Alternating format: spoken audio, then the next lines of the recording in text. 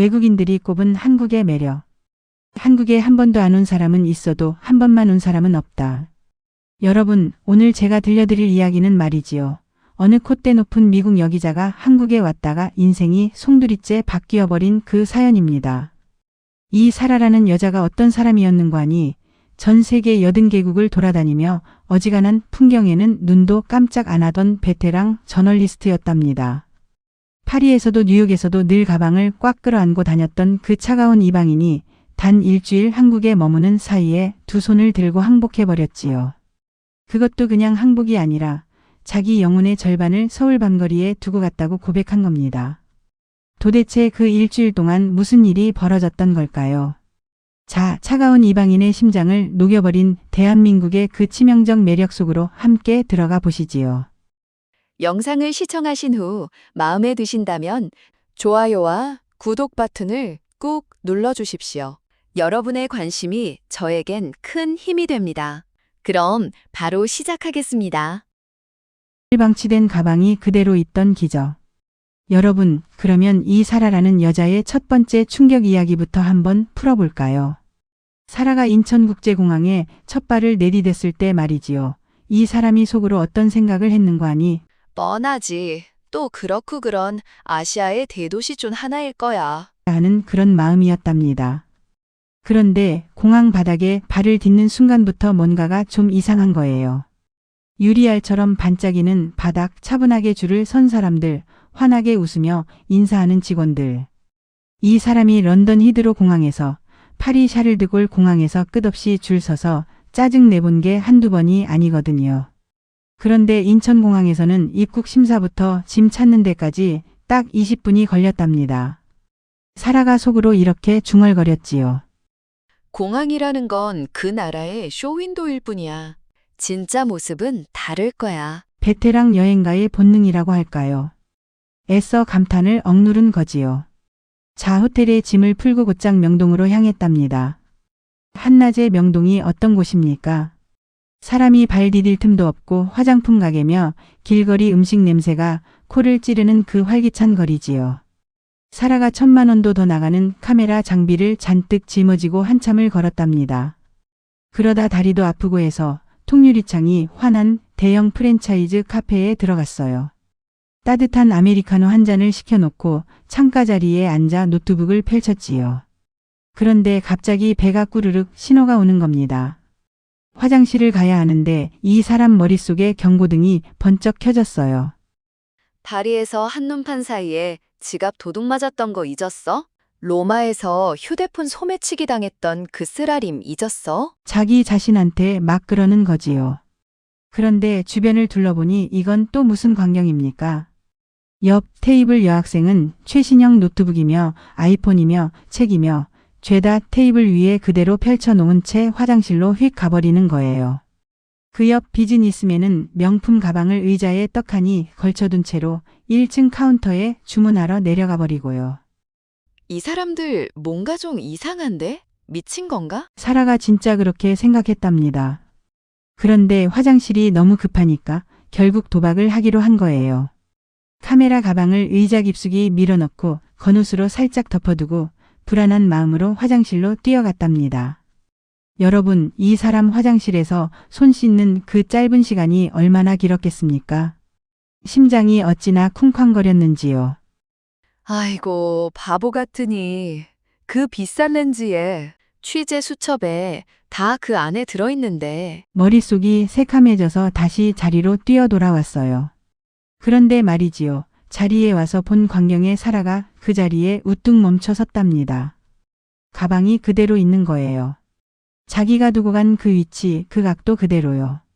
심지어 그 옆에 무심코 놓아두었던 가죽 지갑까지 손가락 한마디 어긋나지 않고 그 자리에 있더랍니다. 더 놀라운 건요. 카페 안에 그 누구도 사라의 가방에 눈길조차 주지 않고 있었다는 겁니다. 다들 자기 노트북 화면, 자기 친구와의 수다, 자기 책에만 빠져 있었어요. 마치 저런 거 신경 쓸 일이 뭐 있나 하는 표정으로요. 사라가 자리에 풀썩 주저앉아 떨리는 손으로 노트북을 열었답니다. 그러고는 그날의 첫 번째 취재 메모를 적기 시작했지요. 이 도시에서는 그 누구도 타인의 물건에 관심을 두지 않는다. 아니, 남의 것을 탐내는 일이 부끄럽다는 합의가 도시 전체를 덮고 있다. 경찰의 통제가 아니라 시민 한 사람 한 사람의 도덕이 거리를 지배하고 있다. 나는 지금 보이지 않는 거대한 보호막 안에 앉아 있다. 여러분, 이날이 사라의 그 차가운 여행과 껍질에 첫 균열이 간 날이었답니다. 그러나 사라는 아직 몰랐어요. 이게 시작일 뿐이라는 걸요. 공포가 사라진 도시의 밤. 자, 이제 한국에서의 셋째 날 이야기로 넘어가 봅시다. 사라가 시차 적응을 어찌나 못했는지 새벽 2시에 눈이 번쩍 떠진 거예요. 배는 또 꾸르륵거리고 시원한 밤 공기가 그렇게 마시고 싶더랍니다. 여러분, 새벽 2시라 하면요. 이 사람이 살던 뉴욕 맨해튼에서는 여자 혼자 호텔 밖으로 나간다는 것 자체가 거의 자살 행위거든요. 무장 강도며 마약 중독자며 술 취한 사람들에게 표적이 되기 딱 좋은 시간이에요. 이 사람 평생 그렇게 배워왔고 그렇게 살아왔지요. 그런데 어제 명동 카페에서 가방이 멀쩡히 돌아온 그 충격이 아직 가시질 않았던 모양이에요. 사라가 묘한 용기를 내서 가벼운 트레이닝복 하나 걸치고 호텔 회전문을 슬며시 밀었답니다. 문을 나서는 그 순간 사라가 또 한 번 충격을 받았어요. 새벽 2시인데 도시가 환하게 살아있는 거예요. 어두컴컴한 골목 같은 건 없고 가로등이 거리를 환히 밝히고 있고 골목마다 24시간 편의점이 등대처럼 불을 켜고 있더랍니다. 거리를 걷는 사람들 표정도 이상했어요. 두려움이 없어요. 경계심이 없어요. 야근 끝낸 회사원이 한 손에 커피 들고 어슬렁어슬렁 걸어가고 젊은 여자가 강아지랑 산책을 하고 연인들이 다정하게 손잡고 걷고 범죄라는 단어 자체가 이 도시 사전에서 지워진 듯한 그런 풍경이었답니다. 사라가 홀린 듯이 발걸음을 옮겨 한강공원 쪽으로 갔어요. 강바람이 시원하게 불어오는 그 공원에는 335 사람들이 모여 앉아 도란도란 이야기를 나누고 있었고요. 근처 편의점에 들어가 컵라면 하나를 집어들었답니다. 계산을 마친 사라에게 아르바이트하는 청년이 서툴지만 친절한 영어로 뜨거운 물 받는 곳을 가르쳐 줬어요. 사라가 야외 테라스에 앉아 서울의 화려한 야경을 바라보며 따뜻한 라면 국물을 한 모금 삼키는 그 순간. 여러분, 이 사람 마음속에 태어나서 처음 느껴보는 감정이 밀려왔답니다. 그게 뭐였는고 하니 절대적인 안전이 주는 완벽한 자유였어요. 그때 마침 자전거 한 대가 사라 앞을 스르륵 지나가는데요.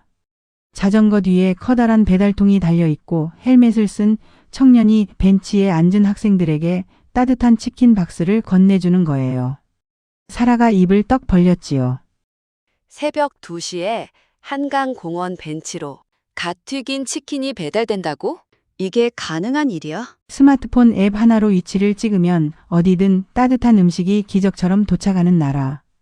이 나라는 그저 안전한 게 다가 아니었어요. 인간이 누릴 수 있는 편의의 한계를 매일 갈아치우는 거대한 시스템의 결정체였답니다.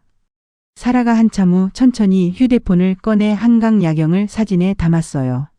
누가 뒤에서 튀어나올까? 카메라를 누가 채갈까? 그런 걱정 없이요. 그냥 편안하게요. 여자 혼자 새벽에 이어폰을 양쪽 귀에 꼽고 음악을 들으며 산책할 수 있는 나라. 여러분, 미국이라는 나라가 치안 좋게 만들겠다고 매년 그 어마어마한 세금을 쏟아붓고 그 무거운 총기 규제법을 만들고 어쩌고 해도 결국 못 이뤄낸 게 뭡니까? 바로 이 평범한 일상이지요. 그런데 한반도라는 작은 땅덩어리에서 사람들이 그저 평범하게 그 일상을 누리고 있더라는 거예요. 사라가 컵라면 국물의 마지막 한 방울까지 마시고 밤하늘을 올려다봤답니다. 깊은 숨을 한번 들이마셨지요. 차갑고 기계적일 줄로만 알았던 이 도시가 사실은 세상 어떤 곳보다도 사람을 따뜻하게 품어주는 거대한 요새였더라는 것을 이 사람이 그날 밤 한강 벤치에서 처음으로 깨달은 겁니다. 호텔로 돌아오는 길, 사라의 가슴속엔 어떻게 이 감동을 기사로 풀어낼까 하는 행복한 고민이 차오르고 있었답니다. 칼국수 한 그릇에 무조건적 친절. 자, 한국 체류 5째 날이 되었답니다. 이 사람이 한국의 진짜 일상이 궁금해서 광장시장이라는 데를 한번 가봤지요. 여러분, 광장시장 가본 적 있으십니까? 형형색색 전 부치는 냄새, 만두에서 모락모락 피어오르는 김, 팔뚝만 한 순대까지. 그 활기찬 에너지가 시장 골목골목에 가득 차 있는 곳이지요. 사라가 카메라 셔터를 연신 눌러대며 시장을 누비고 있었어요. 시장 상인들이 이 푸른 눈의 외국인을 보고 환한 웃음을 보내며 서툰 영어로 시식을 권하더랍니다. 디스, 트라이, 프리. 빈대떡 한 조각, 모듬전 한 조각씩 사라의 입에 넣어주는데 이 사람이 어찌나 신기했는지요. 그런데 말이지요. 일이 묘하게 흘러갔어요. 멀쩡하던 하늘에 갑자기 먹구름이 시커멓게 끼더니 앞이 안 보일 정도로 거센 소나기가 쏟아지기 시작한 겁니다. 우산도 안 챙겼던 사라가 그 비싼 카메라 장비를 끌어안고 황급히 좁은 시장 골목 안쪽으로 뛰어들었지요. 비좁은 처마 밑에서 빗방울을 털어내며 오도가도 못하고 있는데 뒤편 허름한 칼국수 노점에서 누가 손짓을 하는 거예요. 앞치마 두른 백발의 할머니가 굽은 허리를 펴며 사라를 부르시더랍니다. 아이고, 비 다 맞았네 그려. 일로 와서 앉아. 사라가 한국말을 한마디도 못 알아들었지만요. 여러분, 그 할머니의 표정과 손짓에 담긴 마음은 세상 어느 나라 사람이 봐도 다 통하는 그런 마음 아니겠습니까? 사라가 조심스럽게 플라스틱 의자에 엉덩이를 붙였답니다. 할머니가 어디서 마른 수건 하나를 꺼내 툭 던져주시고는 투박한 그릇에 따뜻한 보리차 한 잔을 쓱 내미시는 거예요. 사라가 그저 어색하게 웃으며 Thank you. 만 반복했지요. 그런데요. 진짜 충격은 다음 순간이었답니다. 사라가 주문한 것도 아닌데 할머니가 커다란 스테인리스 그릇에 김이 모락모락 나는 칼국수 한 그릇을 그득히 담아서 사라 앞에 떡하니 밀어주시는 겁니다. 비 오는데 추워 이거 먹어. 돈 안 받아 그냥 먹어. 물론 사라는 그 말을 하나도 못 알아들었어요. 그런데 그릇에서 피어오르는 그 따뜻한 김과 할머니의 그 다정한 눈빛이 이 사람의 얼어붙은 몸을 사르륵 녹이는 거였답니다. 사라가 황급히 지갑을 꺼내려 했더니 할머니가 단호하게 손을 내저으셨어요. 안 받아. 돈 안 받는다니까. 그러시고는 자기가 드시려고 곁에 두었던 김치 한 보시기를 사라 앞 그릇 위에 살포시 얹어주시는 거예요. 마치 멀리서 온 손녀 챙기듯이요. 사라가 칼국수 국물을 한 숟갈 입에 떠넣는 그 순간 가슴속에서 뜨거운 무언가가 울컥 치밀어 올랐답니다. 파리에서도 뉴욕에서도 나는 늘 경계의 대상이었어. 돈을 내야만 미소를 살 수 있었지. 그런데 이 시장 골목에서 이름도 모르는 외국인한테 자기 시간과 음식을 그냥 내어주는 이 마음은 도대체 뭐지? 옆에서 식사하던 한 젊은 청년이 사라의 표정을 보고 빙그레 웃으며 다가왔답니다. 영어를 좀 할 줄 아는 직장인이었어요. 할머니께서 멀리 타국에서 오신 분이 비 맞고 밥도 못 드셔서 안쓰럽다고 하시네요. 한국에서는 이런 마음을 정이라고 부릅니다. 정정. 사라가 이 한 글자를 입속에서 굴려보았답니다. 이 청년이 그 한마디를 더 보태주었어요. 눈에 보이지 않지만 사람과 사람을 끈끈하게 묶어주는 마음이지요. 한국 사람들 마음속에는 다 이게 있어요. 사라가 그 순간 깨달은 게 뭔관이요. 어제 한강의 그 완벽한 치안, 그제 카페의 그 놀라운 시민의식, 그 모든 것의 밑바탕에 바로 이 정이라는 거대한 감정의 토대가 깔려 있었더라는 거였어요. 사람을 향한 깊고 따뜻한 연민과 사랑. 이게 없으면 그 어떤 첨단 시스템도 결국 차가운 기계에 불과한 거지요. 비가 그쳤답니다. 사라가 할머니 손을 두 손으로 꼭 잡고 진심을 다해 고개를 푹 숙였어요. 할머니가 빙그레 웃으시며 사라의 등을 토닥토닥 두드려 주셨지요. 또 와. 비 안 올 때 또 와. 시장 골목을 빠져나오는 사라의 두 눈에 옅은 눈물이 고였답니다. 그 수첩에는 이미 새로운 기사 제목이 적혀 있었어요. 대한민국을 대체할 수 있는 나라는 지구상에 없다. 45만 원으로 살아난 응급실 체험. 자, 그런데 여러분. 사람 일이라는 게 참 모를 일이지요. 한국 체류 5째 날 새벽 호텔 침대에서 곤히 자던 사라가 갑자기 배를 움켜쥐고 신음하며 눈을 떴답니다. 식은땀이 비 오듯 쏟아지고 숨을 쉬기 어려울 만큼 날카로운 통증이 오른쪽 아랫배를 콱콱 찌르는 거예요. 머릿속이 하얗게 질렸지요. 베테랑 여행가로서 별의별 돌발 상황을 다 겪어봤지만 낯선 타국 땅에서 응급 상황이라는 건 차원이 다른 공포거든요. 사라의 머릿속에 먼저 떠오른 게 뭔지 아십니까? 병의 이름도 통증의 정도도 아니었어요. 돈이었답니다. 뉴욕에서 맹장 수술 받았던 동료 기자가 한 명 있었어요. 그 사람이 받은 청구서가 4만 달러, 우리 돈으로 5천만 원이 넘었답니다. 그것 갚느라 몇 년을 빚에 시달렸어요. 미국이라는 나라가 그렇거든요. 구급차 한 번 부르는 대만 수백 달러고 응급실 가도 진통제 한 알 맞으려고 서너 시간을 대기해야 하는 그런 곳이에요. 사라가 고통 속에서도 머리를 굴렸지요. 내 여행자 보험 한도가 얼마였더라? 차라리 진통제 먹고 버티다가 미국행 비행기를 타버릴까? 아픈 와중에도 그런 절망적인 계산을 하고 있었던 겁니다. 그러나 도저히 못 버티겠더랍니다. 결국 프런트 데스크에 신음 섞인 목소리로 전화를 걸었어요. 그리고 그 순간부터 이 사람이 평생 알던 세상의 상식이 와장창 무너지기 시작합니다. 전화 끊은 지 딱 3분. 호텔 직원이 구급상자 들고 객실로 뛰어 올라왔어요. 상태를 보더니 곧장 119를 부르더랍니다. 그 119라는 게 한국의 응급 전화번호 아닙니까? 사이렌 소리와 함께 구급대원들이 호텔 방에 도착하기까지 걸린 시간이 7분이었답니다. 구급차 안에서 사라가 들것에 누워 식은땀을 흘리며 떨리는 목소리로 물었어요. 구급차 비용이 얼마인가요? 영어를 좀 할 줄 알던 구급대원이 다정하게 웃으며 답했답니다. 무료 공공 서비스입니다. 걱정 말고 숨만 쉬세요. 사라가 자기 귀를 의심했어요. 무료라고? 응급구조가 국가에서 공짜로 해주는 거라고? 자본주의 한복판에서 살아온 이 사람한텐 그 말이 외계어처럼 들렸답니다. 근처 대형 종합병원 응급실에 도착해서 또 한 번 놀랐어요. 사라가 상상한 응급실은 어땠겠습니까? 피비린내 나고 사람들이 비명 지르고 아수라장 같은 곳. 그런데 한국 응급실은 놀랄 만큼 체계적이고 청결하고 고요했답니다. 도착한 지 15분 만에 침대에 눕혀졌고 유창한 영어를 쓰는 젊은 전문의가 다가와 증상을 묻더라네요. 곧바로 초음파 검사 들어가고 피검사 들어가고 결과 나오는데 1시간도 안 걸렸답니다. 다행히 맹장염은 아니었어요.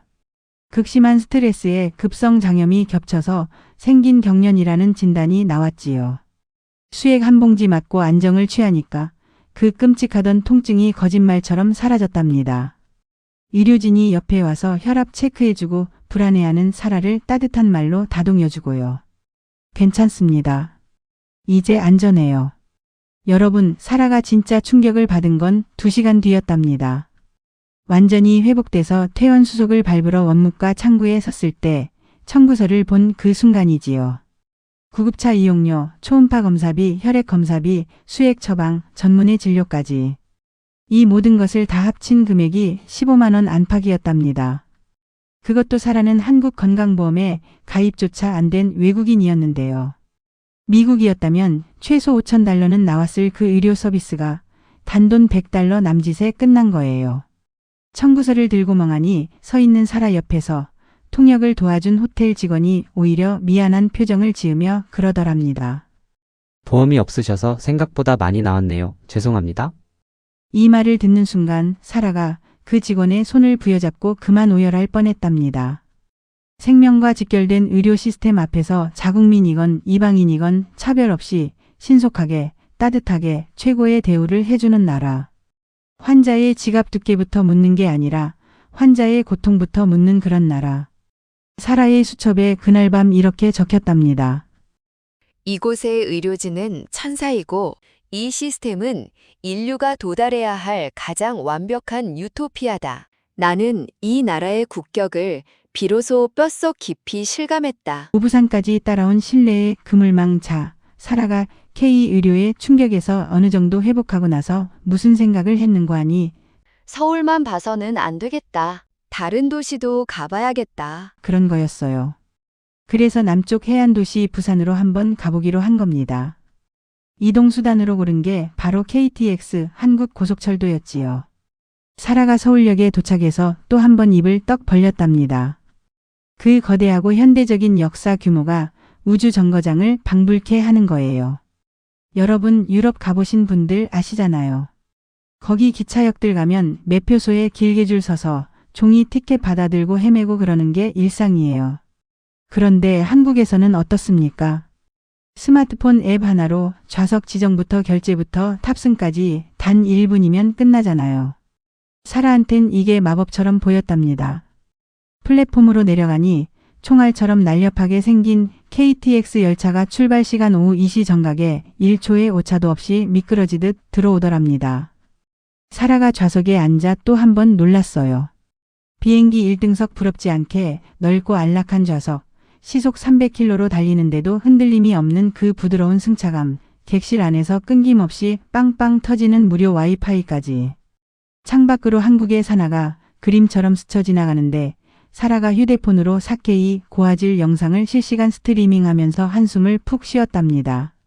미국 암트랙 열차하고 비교하면 아이고 비교하는 게 미안할 지경이야. 그러고는 헛웃음을 짓고 있었지요. 그런데 여러분 이 완벽할 것 같던 부산행 여행이 부산역 도착 직전에 큰 위기를 맞이하게 됩니다. 짐 정리하려고 백팩을 열어본 사라의 얼굴이 그 자리에서 사색이 됐어요. 취재 노트도 들어있고 현금도 들어있고 무엇보다 가장 중요한 여권이 들어있던 작은 가죽 파우치가 감쪽같이 사라진 겁니다. 가방을 뒤집어 엎어봐도 없어요. 좌석 밑을 샅샅이 뒤져봐도 없어요. 사라가 곰곰이 기억을 더듬어 보니 서울역 출발 전에 화장실에 한번 들렀거든요.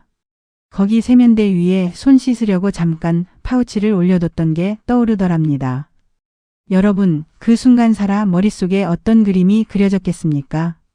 미국 대사관에 연락해서 임시 여권 받고 일정 다 취소하고 경찰서 가서 분실 신고서 쓰고 그 복잡하고 괴로운 절차가 눈앞에 아른거리는 거예요. 유럽이었다면 이미 누군가 손에 들어갔겠지. 남미였다면 벌써 암시장으로 넘어갔을 거고. 아이고. 다리에 힘이 풀려 좌석에 풀썩 주저앉은 사라를 마침 지나가던 KTX 승무원이 발견하셨답니다. 유창한 영어로 다가와 묻더라네요. 괜찮으세요? 무슨 일이세요? 사라가 울먹이며 자초지종을 설명했지요. 그런데 이 승무원이 어떤 표정을 지었는가 하니 전혀 당황하지 않으시고 빙그레 웃기만 하시더랍니다. 걱정 마세요. 한국에서는 물건이 발 달려서 도망가지 않습니다. 승무원이 그 자리에서 무전기를 꺼내 들었어요. 서울역 유실물센터에 연락을 취하시는 거지요. 그리고 단 5분 뒤. 여러분, 단 5분 뒤에 승무원이 사라에게 미소 지으며 이렇게 전했답니다. 찾았습니다. 화장실 청소하시던 여사님께서 발견하시고 곧장 영무실에 갖다 맡기셨다는 거예요. 안에 있던 현금도 여권도 한 장 한 푼 그대로요. 다음 부산행 열차 편으로 이곳 부산 영무실까지 안전하게 보내드릴 테니 부산역 라운지에서 커피나 한잔 하시면서 좀 기다려 달라고요. 사라가 그 자리에 얼어붙은 채로 눈물만 뚝뚝 흘렸답니다. 타인의 가장 소중한 신분증과 돈이 든 지갑이 공공장소에 무방비로 놓여 있었는데도 아무도 탐내지 않았다.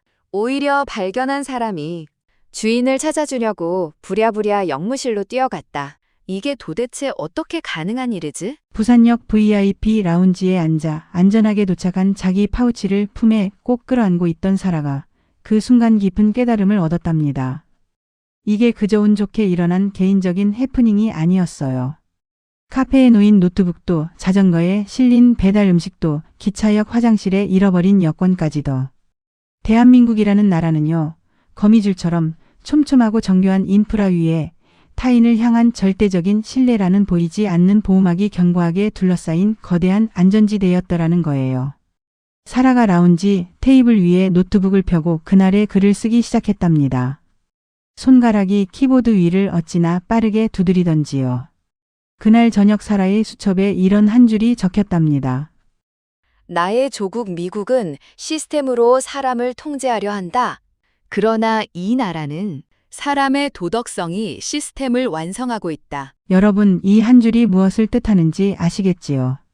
시스템이 아무리 뛰어나도 그 시스템을 움직이는 사람들의 마음이 따뜻하지 않으면 다 헛것이라는 거예요. 한국은 그 둘이 완벽하게 맞물려 돌아가는 인류 역사상 보기 드문 그런 나라더라는 깨달음. 이게 사라의 수첩에 또박또박 새겨졌답니다. 영국 석학에게 들은 한국의 뿌리. 자, 이제 한국 체류의 마지막 밤 이야기로 넘어가 봅시다. 사라가 한국에서의 마지막 밤을 어떻게 보내고 싶었는가 하니 화려한 네온사인이나 클럽이 아니라 고궁의 정취를 한번 느껴보고 싶었답니다. 그래서 창덕궁 달빛 기행이라는 데를 신청했지요. 여러분, 창덕궁 달빛 기행 가본 적 있으십니까? 청사초롱 그 은은한 불빛 하나에 의지해서 고즈넉한 궁궐길을 사붓사붓 걷는 그 야간 산책 말이에요. 사라가 그날 밤 그 길을 걷는데 가슴이 먹먹해지더랍니다. 현대적인 빌딩 숲 한가운데에 어떻게 이렇게 수백 년의 역사가 고스란히 숨쉬고 있을 수 있을까? 처마 끝에 그 유려한 곡선 위로 둥근 보름달이 떠오르고 어디선가 대금 소리가 청아하게 들려오고 마치 시간 여행이라도 온 것 같은 그런 느낌이었어요. 이 나라는 정말 이상한 나라야. 세상에서 가장 빠른 인터넷을 자랑하면서도 가장 정적인 아름다움을 동시에 품고 있어. 이런 나라가 또 있을까? 사라가 궁궐 한편에 서서 그렇게 야경을 감상하고 있는데요. 저쪽에서 유창한 한국어로 문화해설사와 대화를 나누고 있는 푸른 눈의 외국인 한 분이 눈에 띄더랍니다. 호기심이 많은 사라가 슬며시 다가갔지요. 이분이 환한 미소로 인사를 건네시는데 알고 보니 서울의 명문 대학에서 한국사학을 가르치시는 영국인 석학 데이비드 교수님이시더랍니다. 20년 전에 한국 관광 왔다가 이 나라 매력에 푹 빠져서 아예 정착하셨다는 거예요. 사라가 지난 일주일 동안 겪었던 그 믿을 수 없는 일들, 그 의문점들을 데이비드 교수님께 한꺼번에 쏟아냈답니다. 교수님, 도대체 왜 이 나라 사람들은 이렇게 친절한 거죠? 왜 이렇게 안전한 거죠? 왜 이렇게 빠르고 정확한 거죠? 그러면서도 왜 이렇게 따뜻한 거죠? 질문이 한가득 쏟아지니까 데이비드 교수님이 빙그레 웃으시더래요. 그러시고는 창덕궁 너머로 반짝이는 남산타워와 도심의 그 화려한 불빛들을 한번 가리키시면서 묵직한 목소리로 입을 여셨답니다. 사라 씨, 당신이 이 나라에 놀라는 건 당연한 겁니다. 그러나 이 모든 것의 뿌리를 이해하려면 말이지요. 이 나라가 걸어온 그 피눈물 나는 역사를 알아야 합니다. 여러분, 데이비드 교수님께서 이날 사라에게 들려주신 이야기가 사라의 가슴에 평생 박힐 한마디였답니다. 불과 70여 년 전, 이 나라는 끔찍한 전쟁으로 잿더미가 된 절망의 땅이었습니다. 지구상에서 가장 가난한 나라 중 하나였죠. 유엔 원조 없이는 하루도 못 버티는 그런 나라였어요. 자본도 없었고, 자원도 없었고, 정말 아무것도 없었습니다.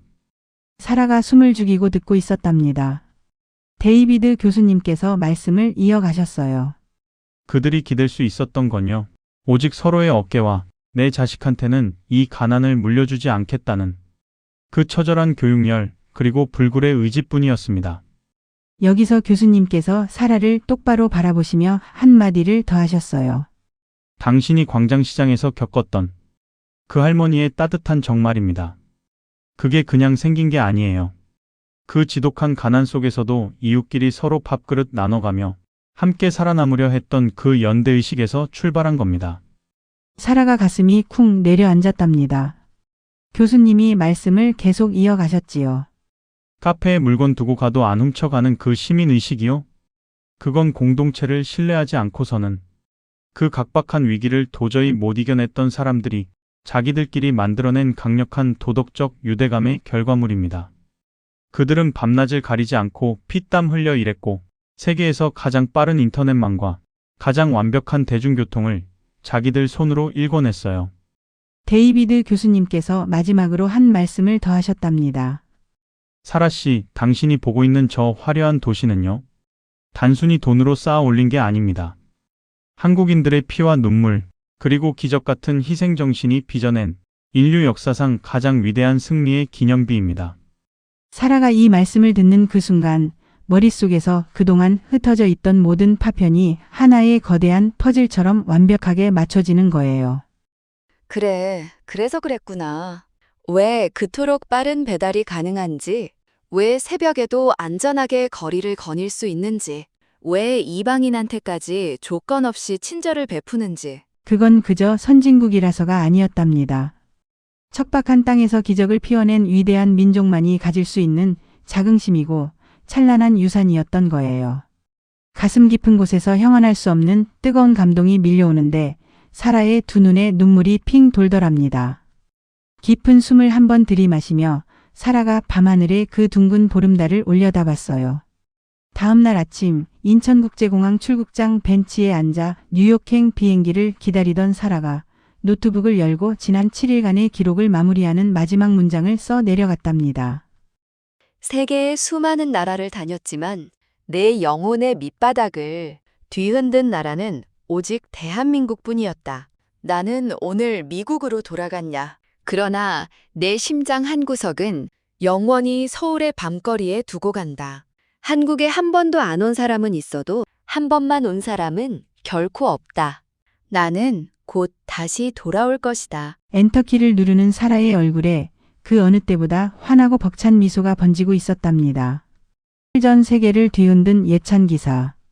자, 그러면 사라가 미국으로 돌아간 다음에 무슨 일이 벌어졌는지 한번 따라가 봅시다. 인천국제공항을 떠나 14시간을 비행한 끝에 사라가 뉴욕 JFK 공항에 내렸답니다. 그 순간 사라를 맞이한 건요, 지독한 현실로의 귀환이었어요. 입국 심사대 앞에 줄을 섰는데 무려 2시간을 꼬박 서 있어야 했답니다. 피로에 찌든 심사관이 사라의 여권을 신경질적으로 휙 던지듯 돌려주더래요. 수화물 벨트 주변에서는 카트 하나를 두고 승객들끼리 고성을 지르며 다투고 있고 바닥에는 누가 흘렸는지 모를 커피와 쓰레기가 뒹굴고 있었지요. 사라가 그 자리에서 고개를 절레절레 흔들었답니다. 바닥에서 광이 나고 직원들이 환한 미소로 인사하던 인천공항이 마치 신기루였구나. 무거운 짐을 끌고 맨해튼으로 향하는 낡은 지하철에 올라탔어요. 그런데 사라가 자기도 모르게 백팩을 가슴팍에 꽉 끌어안고 있는 자기 모습을 발견한 겁니다. 주변을 두리번두리번하면서 누가 말이라도 걸까 봐 잔뜩 경계하는 그 모습을요. 쾌적하고 조용했던 서울 지하철이 또 떠오르더랍니다. 그런데 지금 이 뉴욕 지하철은요. 객차 안에 퀴퀴한 소변 냄새가 진동하고 정체 모를 남자가 알아들을 수 없는 소리를 지르며 객차 안을 휘젓고 다니는 거예요. 한국 카페 테이블 위에 그 비싼 카메라랑 노트북을 무방비로 올려놓고 화장실 다녀왔던 자기 모습이 떠오르니까 사라가 실소를 터뜨렸답니다. 나는 가장 완벽한 유토피아에서 다시 야생의 정글로 돌아왔구나. 대한민국의 그 보이지 않는 거대한 안전망과 신뢰가 얼마나 경이로운 인류의 성취였는지 사라가 뼛속 깊이 체감하게 된 거예요. 뉴욕 아파트로 돌아온 사라가 시차 적응도 잊은 채 책상 앞에 앉았답니다. 노트북을 열고 꼬박 사흘 밤낮을 매달려서 한국에서의 일주일을 낱낱이 기록하기 시작했어요. 기사 제목이 무엇이었는고 하니? 차가운 완벽함이 아닌 뜨거운 완벽함. 내가 대한민국에 영혼을 두고 온 이유. 새벽 2시 한강의 그 기적 같은 치안. 15만 원에 생명을 구한 K의료 시스템. 잃어버린 여권이 KTX를 타고 돌아온 그 마법 같은 시민의식. 비 오는 날 광장시장에서 대가 없이 내어준 칼국수 한 그릇에 담긴 정의 철학. 그리고 데이비드 교수님께 들었던 그 잿더미 위에서 일어선 한국의 역사까지요. 여러분, 사라가 이 기사를 어떤 마음으로 썼겠습니까? 펜이 아니라 영혼을 짜내서 쓰는 마음이었답니다. 이 장문의 르포 기사가 미국의 어느 유력 매거진 온라인판에 송고됐어요. 이게 발행된 지 단 24시간 만에 그 매거진 창간 이래 역대 최고 조회수를 갈아치워버린 겁니다. 전 세계가 들썩였답니다. 기사 댓글창에 어떤 글들이 달렸는고 하니 한번 들어보세요. 프랑스에서 온 어느 유학생은 이렇게 썼답니다. 밤에 편의점 알바를 하다가 갑자기 쓰러졌는데요. 손님으로 오신 한국인 아저씨가 저를 업고 응급실까지 뛰어주셨습니다. 제 병원비까지 대신 내주시고는 인사도 받지 않으시고 그냥 사라지셨어요. 그분을 평생 잊지 못합니다. 독일의 어느 엔지니어는 이렇게 썼지요. 한국의 인터넷과 배달 시스템은 외계인이 와서 지어놓은 것 같습니다. 우리 독일은 100년이 지나도 그 속도를 따라잡을 수 없을 겁니다. 미국 텍사스의 어느 주부는 이런 댓글을 달았답니다. 우리 딸이 왜 그렇게 한국 문화와 K-팝에 미쳐 있는지 사라의 기사를 읽고 비로소 이해했습니다. 그 나라는 단순히 노래를 잘 만드는 게 아니었군요. 사람을 귀하게 여기는 법을 아는 나라였군요. 세계인들이 사라의 글에 격하게 공감하며 자기 조국에서는 잃어버린 그 인간에 대한 신뢰와 공동체의 온기를 한국이라는 나라가 완벽하게 보존하고 있더라는 사실에 열광한 거예요.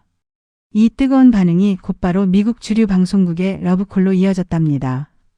사라가 미국 전역에 생방송되는 아침 간판 토크쇼에 출연하게 됐어요.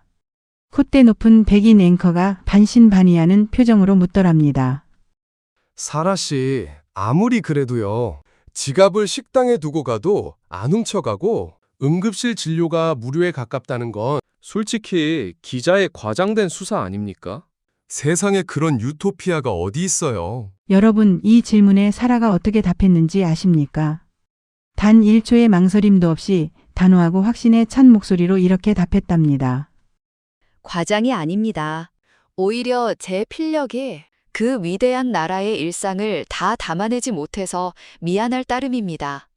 대한민국은요, 총기와 철창으로 범죄를 막는 나라가 아닙니다. 그들은 수천 년의 역사와 끔찍한 전쟁의 폐허 속에서 남의 것을 탐내지 않고 고통받는 이박이를 돕는 것이 인간의 당연한 도리다라는 명제를 국가적 DNA로 각인시킨 사람들입니다. 당신이 죽기 전에 반드시 가봐야 할 단 하나의 나라를 꼽으라면 저는 주저없이 대한민국을 선택할 것입니다. 사라의 그 당당한 선언이 전파를 타는 그 순간 스튜디오 방청객들이 일제히 일어나서 기립 박수를 치더랍니다. 그리고 이 영상이 유튜브를 타고 다시 한번 전 세계로 퍼져나가 수많은 사람들의 버킷리스트 최상단에 코리어라는 5글자가 새겨지는 그 기적이 일어났답니다. 광장시장 할머니와의 재회. 사라의 그 기사가 전 세계적인 신드롬을 일으킨 지 정확히 1년이 지난 어느 봄날이었답니다. 인천국제공항 제2여객터미널 입국장 문이 스르륵 열리고요. 눈부신 미소를 지은 사라가 다시 한번 한국 땅을 밟았어요. 그런데 이번에는 혼자가 아니었답니다. 사라의 양옆에는 평생 뉴욕을 벗어나 본 적이 없으셨다는 70살의 노부모님 로버트 어른과 메리 여사님이 함께 서 계셨지요. 아버님 로버트 어른은 어떤 분이신가 하니 뉴욕 경찰로 30년을 흉악 범죄와 싸우다 은퇴하신 베테랑이세요. 평생을 강도며 마약상이며 그런 자들 잡으면서 사신 분이지요. 어머님 메리 여사님은 관절염이 있으셔서 지팡이에 의지해서 천천히 걸으시고요. 이 두 분이 인천공항에 처음 발을 내디뎠을 때 어떤 표정을 지으셨겠습니까? 아버님이 공항 보안요원들이 총기 하나 안 차고도 이 거대한 시설을 완벽한 질서 속에 통제하고 있는 모습을 보시고 입을 다물지 못하시는 거예요. 어머님은 공항 곳곳에 노약자 전용 패스트트랙이 마련돼 있고 직원분들이 어머님과 눈만 마주쳐도 허리 숙여 인사하는 모습에 벌써 눈시울을 붉히시더랍니다. 사라가 부모님 손을 꼭 잡으며 자랑스럽게 속삭였어요. 환영해요, 엄마 아빠. 제가 입이 마르도록 말씀드렸던 지구상에서 가장 안전하고 따뜻한 천국에 오신 거예요. 자, 사라가 부모님을 모시고 가장 먼저 향한 곳이 어디였겠습니까? 화려한 5성급 호텔 레스토랑이 아니었어요. 웅장한 궁궐도 아니었지요. 사라가 곧장 종로의 번화가를 지나서 1년 전 비를 피했던 바로 그 광장시장의 비좁은 골목으로 부모님을 모시고 갔답니다. 여러분, 광장시장 그 풍경이 어떻습니까? 1년이 지났어도 한치도 변함이 없더랍니다. 고소한 빈대떡 냄새, 상인들의 활기찬 호객소리, 김 모락모락 피어오르는 만두까지요. 심장이 터질 것 같은 설렘을 안고 사라가 기억 속의 그 낡은 칼국수 노점을 찾아 골목을 걸어갔어요.